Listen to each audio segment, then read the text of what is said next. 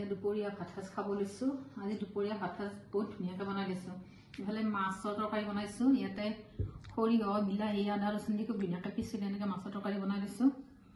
আৰু এইফালে মাছৰ পেটুকা ভাজি, আৰু এইটো সৰিয়হ শাক ভাজি, এইটো মাছ ফ্ৰাই, আৰু এইটো লাই শাক বইল কৰিছোঁ, আৰু গাজৰ কাটি লৈছোঁ। এইফালে জলকীয়া আছে। আজি দুপৰীয়া ভাত সাজ এনেকৈয়ে খাম।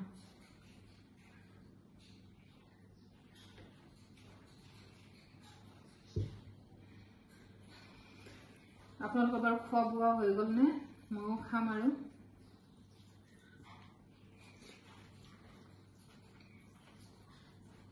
মাছৰ আঞ্জাখন বহুত ধুনীয়া হৈছে।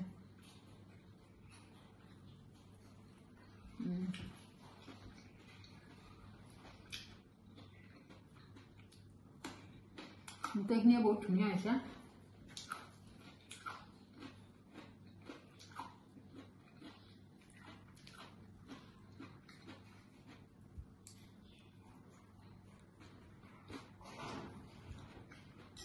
লাই পাত বইলটো যে ক'বই নালাগে। মই যে বহুত বেছি ভাল পাওঁ লাই পাত বইল।